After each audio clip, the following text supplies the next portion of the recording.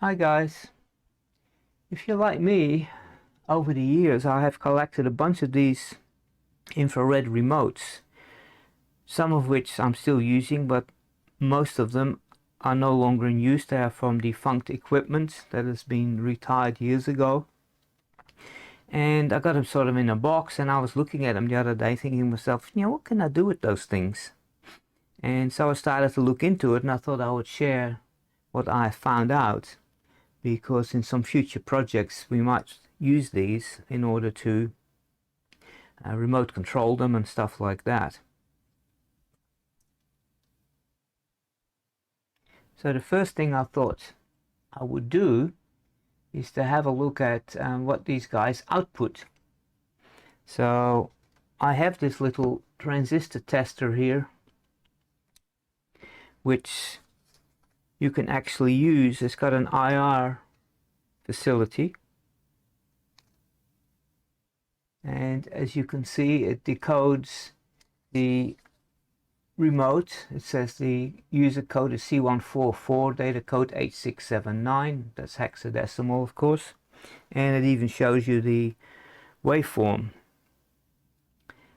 So I had a little search on the internet, and I found that a good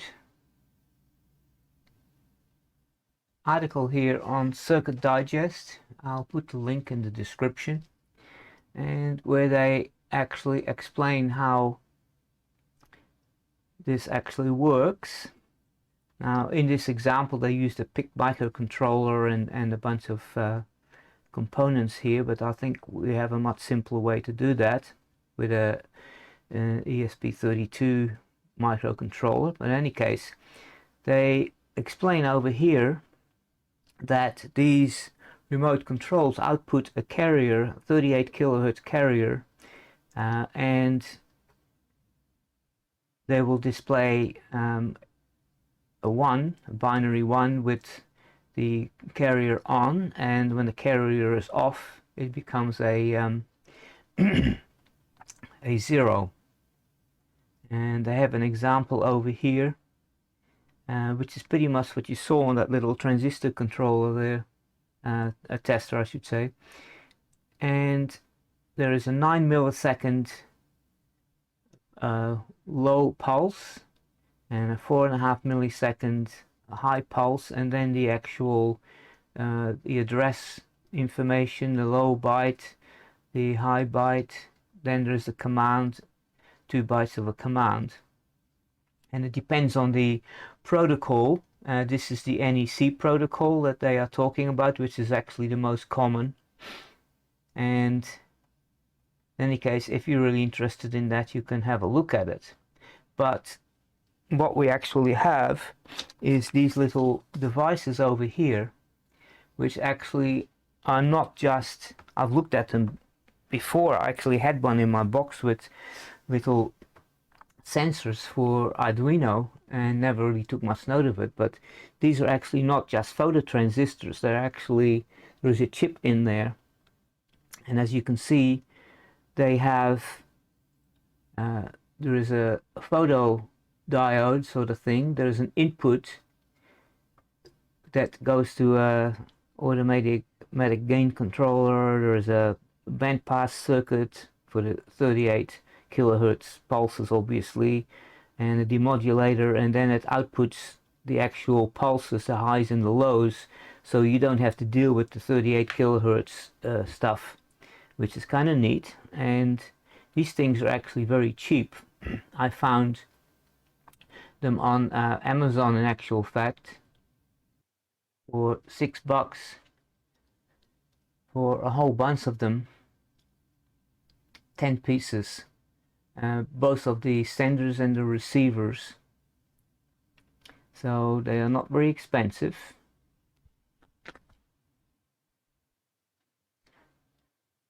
So that is what we will use in order to test these things. Now they're actually using a UART and some sort of small microcontroller and stuff, but we don't have to do that because we can use an Arduino library that's available with our microcontroller. I'm going to be using this old IR remote control. It's at least 20 years old. I can't even remember exactly what it was used for. I seem to vaguely remember that in the Windows XP days it must have come with a cord, for a USB cord, in order to plug it into a USB port, with a IR decoder on it and some software that you can control your sound card and playback and stuff like that. I'm not sure, but in any case, so this is a remote control that's no longer in use. It's just hanging around, and we'll be using that for our testing. It has lots of buttons on there, so we can use that. There are simpler controls like this one over here. For instance, has an on and an off, and 1, 2, 3, 4, 5, and an up and a down. So that would be a kind of a neat control to use for little Arduino projects, I'm sure.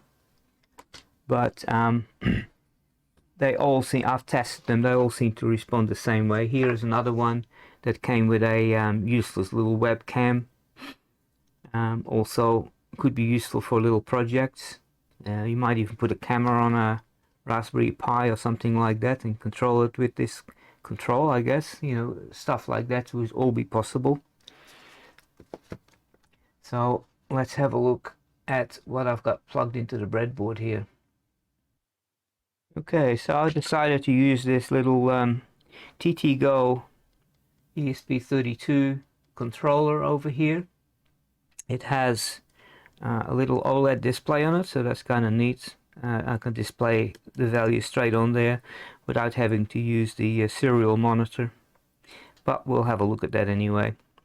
On it is one of these, is a little sensor that I found in, you know, a couple of years ago. I bought like 50 sensors for Arduino or something for next to nothing from AliExpress. Didn't come with any information, but it's easy to work out. And it has one of those IR decoders on there that we saw earlier on Amazon. And the only addition that is on there is a little resistor and a little LED which flickers when you actually use the remote control, and which is kind of handy because then you know that it's working. But other than that, the output of this thing goes straight into the microcontroller here, and I've got this connected up to pin 37, and I've got pin 17 hooked up to an LED, so I can actually I put a bit of code in there. This is just test code, you know. It's not exactly, we'll have a look at it, not exactly how I would do it for a proper project, but it's just for testing purposes. If you use the same button more than once, it'll toggle the LED on and off. That's all it does. So we can see how that works. Anyway, let's bring up the, well, let's turn it on, and you can see what it does. Alright, so if I use this remote, the address 41C1H, and command is 86 hex. And if I use another button, different command.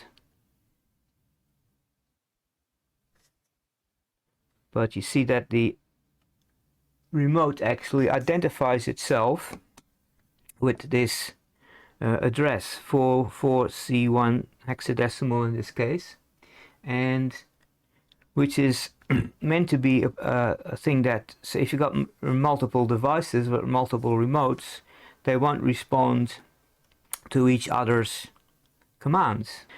So if I press the same button, see the LED coming on, off. If I press the same button more than once, it recognizes it, and I turn the little LED on and off. And if you look at the actual waveform,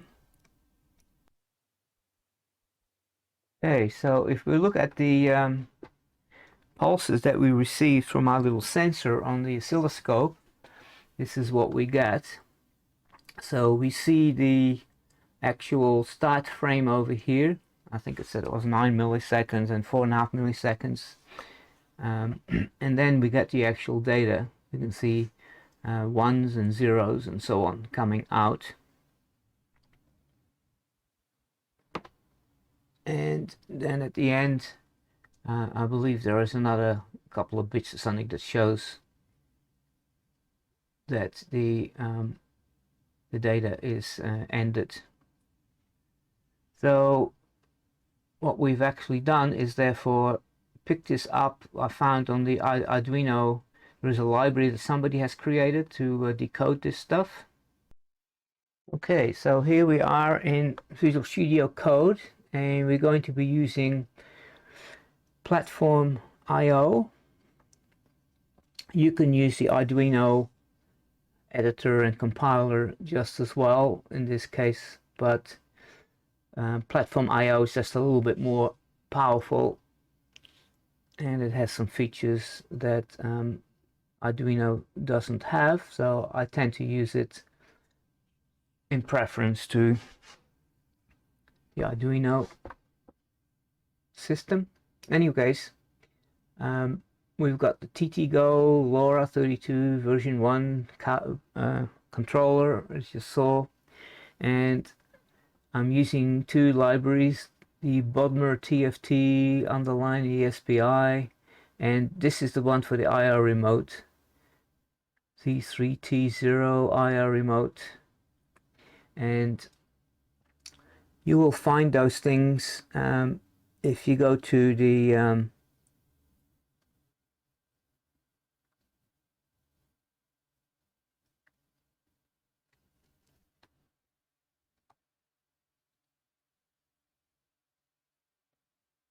home page of Platform IO. You can actually install libraries, and you'll find it listed there if you look for it.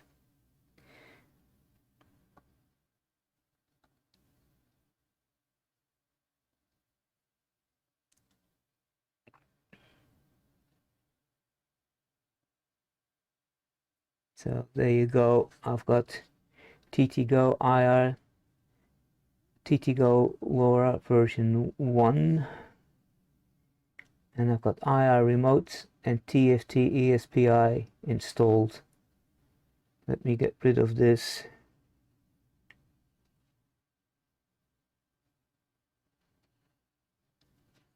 Little window. So it's all actually pretty simple stuff. I have the TFT screen, the IR remote,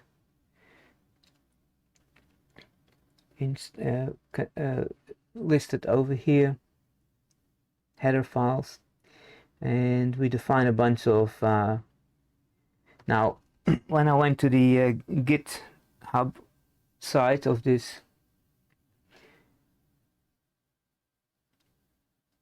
IR remote project, and they had a little sample there which I actually just on the screen I actually copied it and pasted it in here and deleted the bits that I didn't want. So these things are actually coming from there. We are decoding in the NEC format. Then it has a bunch of variables which I don't even know exactly what they do. They are used internally in the library, but the IR receive pin, as I said earlier, is pin 37. It comes straight from the little device. The LED pin is going to be 17. Then the TFT display, the OLED display gets enabled here. And I made up a few little variables over here to save the address that was captured, and the current address and the current command and so on, and whether the LED is on, so I can know how to toggle it, whether off or on. Set up the TFT screen, and we'll kind of ignore that because this is not about how to write to the screen, but it's pretty simple. You just use drawstring, and initially it says ready, but then we assign the pins for the receive and the LED. I toggle the LED on and off to make sure that it is working during the setup. Nothing special there. It also displays some stuff on the serial monitor, but this is not something that we need to know about unless you're debugging. And the IR receiver that we actually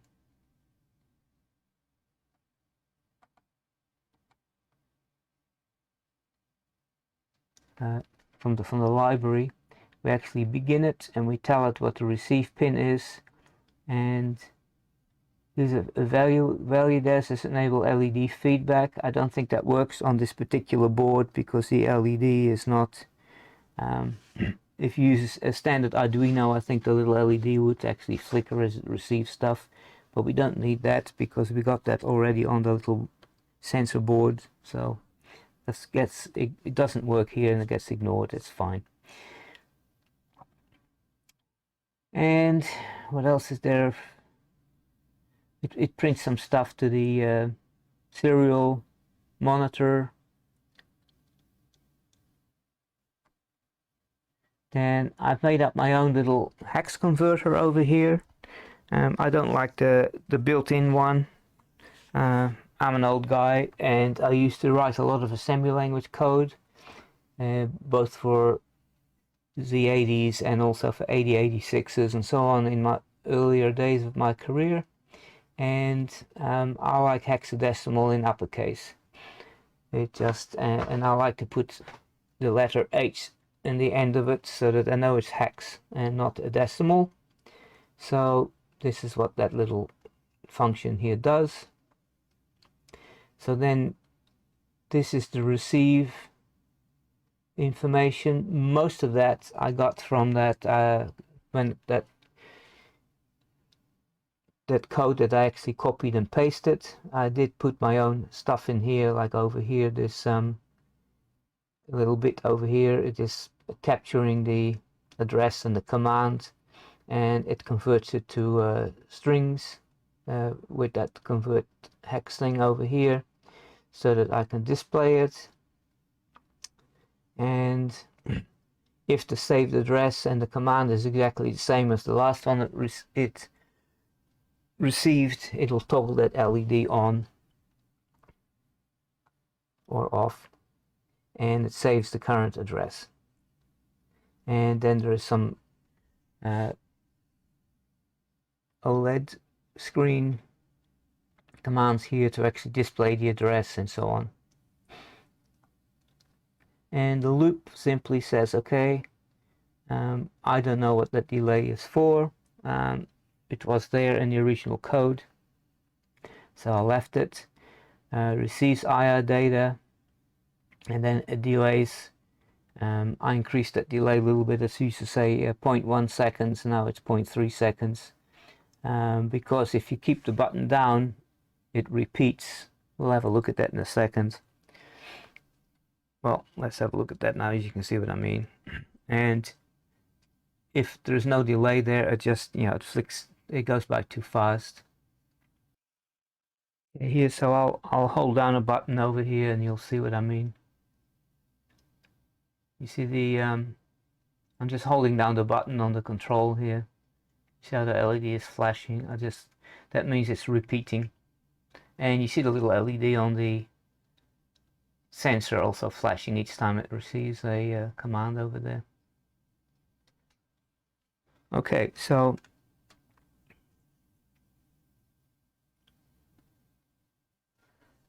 that's what that's all about. So that's pretty simple. Now it occurs to me that you could actually, this library also has a function for not just receiving but for sending as well. And as you saw from the Amazon listing, when you buy those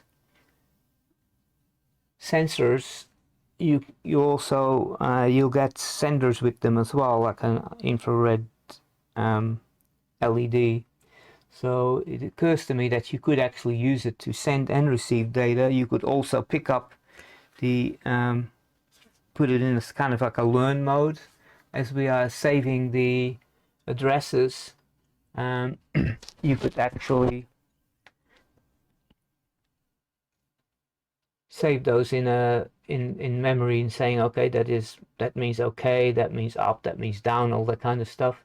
And then you could send those codes out, and you'd be kind of duplicating what the remote control does. And in fact, you can buy things like that. I have one of them somewhere that has a learn mode. You can actually tell it to it push a button and it says, okay, push the OK button, this, that, and the other, and it stores it, and then it will actually you can use it as a remote on the device that you've trained it for. All possible to do. You could also actually use it to send and receive data, but I wouldn't do that nowadays. I would just use the Bluetooth mode that these controllers have built into them, or even Wi-Fi, and you can send data through that, so you wouldn't have to use II, which is potentially could receive interference and so on. In any case, that is what I found out, and no doubt in future we can actually use some of these remotes for our projects with the information that we have here. And another thing to mention with these little sensors over here is they can run from, I think, 2.7 to 5.5 volts, and this ESP32 of course runs on 3.3 volts, and I've got this little power supply here actually set to supply 3.3 volts, and it's actually driving the ESP32 and the sensor over here, and that works fine on 3.3 volts. As does the LED with a little 1K resistor on it.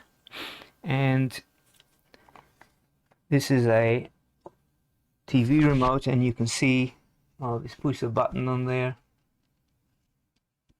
I've already done it. This one has an address of 7D02.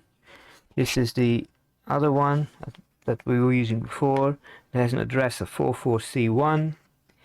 Then we have a control here which actually comes back with address 1, and this is one of the ones that I said I was complaining about, that the actual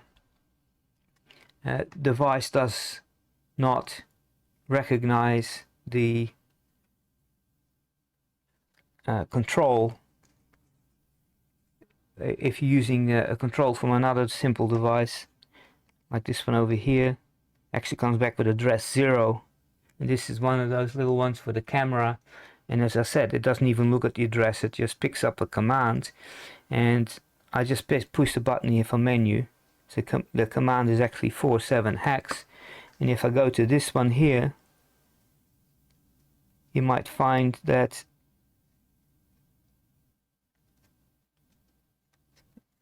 these command codes are different, but some of those might have a command code that is yeah, over here you see this is a totally different control, and it comes back with the same code. So they actually, let's push this one again. Yeah, so these two controls are actually for different cameras, but they come back with the same codes, and which is not a good thing. So they, as usual, the Chinese, they took some shortcuts. And this one over here comes back with an address of 0F80, so they're all supposed to be different, but these cheap Chinese webcams that I have, they come with remote controls, but they do not identify themselves properly, and they have the same, do they have the same codes for everything? Somebody must be, let's have a look. This is 15. That's the down button over here, the down button over here. Yep, it's exactly the same. So let me see now. There's a Office 45.